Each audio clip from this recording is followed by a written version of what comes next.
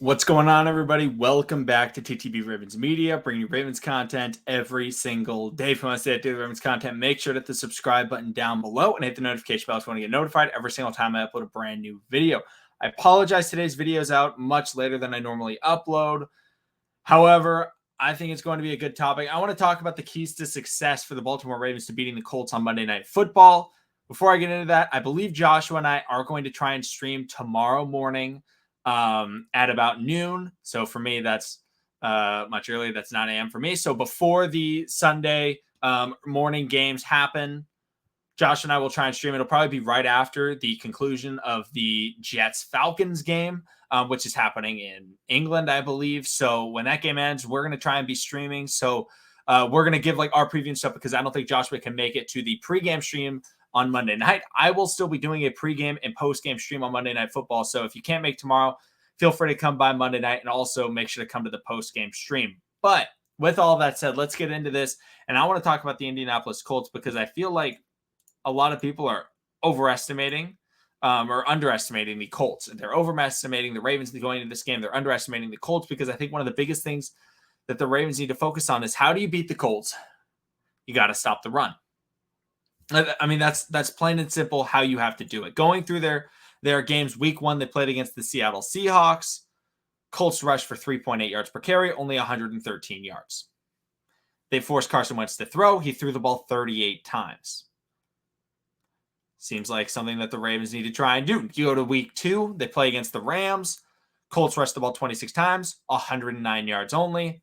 Carson Wentz throws the ball 31 times. Jacob Eason also had to come in with another 5 passing attempts. So another 36-plus passing game. Rams were able to win that one by 3. Colts against the Titans. Colts rushed the ball 18 times for only 87 yards. Carson Wentz has to throw the ball 37 times. Colts lose. And then you look at the Colts-Dolphins game. Colts throw the ball 32 times. They rush the ball for 139 yards. And they get the victory over the Dolphins. Now, the Dolphins obviously playing with backup quarterback Jacoby Brissett. However, I think there is a clear issue. How do you beat the Colts? You have to stop the run because that is what that team is built on. Their wide receivers, I'm not trying to slander the wide receivers, but their team is built around the run. They have an offensive line. They brought in Eric Fisher. They had Quentin Nelson. I believe he's injured right now, so I don't think he'll be playing. But, they drafted Jonathan Taylor. They have Marlon Mack. They have Naheem Hines. And then their weapons are Michael Pittman, second-round pick, Zach Pascal, not a bad player, Mo Alley-Cox, good pass-catching tight end, Paris Campbell, like not a lot of guys where you look at them and you're like, oh no, we got to watch out for them. It's Jonathan Taylor's the guy you have to watch out for. And that gives me a little bit of concern because the Ravens' biggest issue this year has been tackling. Like the Ravens have been decent. Like if they get the guy, they stuff the hole, they're fine. If Calais Campbell, Brandon Williams, they stuff the hole, it's fine. Like those run plays aren't the plays that the people are breaking. It's like right when a running back gets outside the offensive line, he gets to that edge. It's like, oh no, 3 guys missed. If he gets to the second level, if Brandon Williams and Calais Campbell aren't stopping them in the hole, it seems like, oh, there goes the middle linebacker. There goes Malik Harrison. He missed. There goes Patrick Queen. He missed. And all of a sudden, they're in the secondary. And it's a 10, 12, 15-yard gain. And the Ravens need to make sure that that does not happen against the Colts because those are the types of plays that Jonathan Taylor is good at.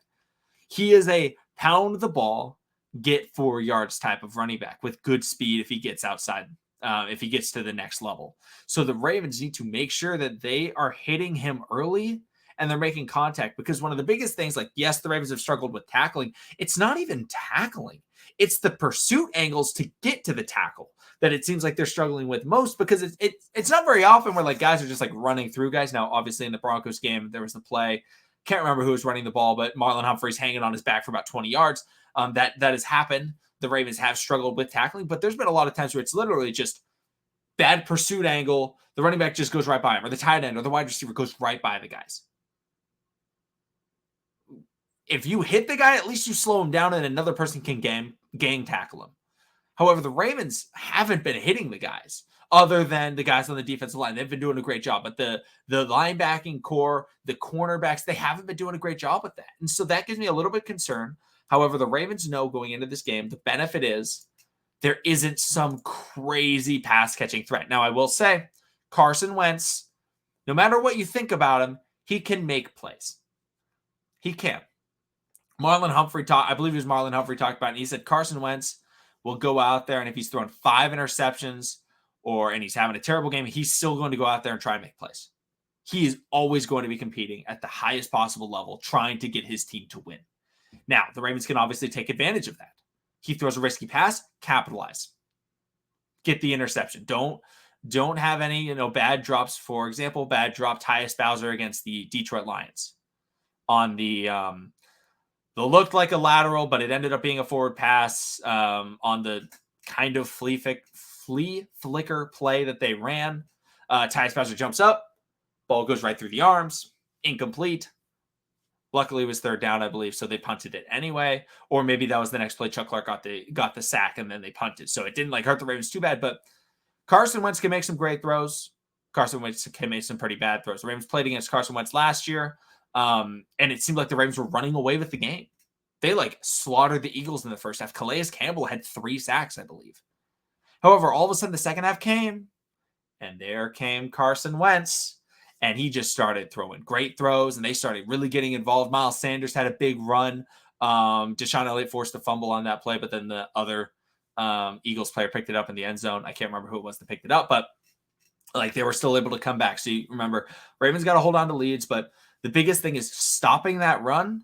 And then offensively, this Colts defense is still good. I know that everyone looks at the record and it's like, oh yeah, this team isn't very good. They go against the Seahawks, and that was very tough. Russell Wilson had a great game, but they didn't have a ton of yards. Russell Wilson, yeah, he threw for 4 touchdowns, but they didn't have a ton of yards. The Colts defense is very good at holding teams to minimal yards. I mean, that's what their team is built on. The Rams.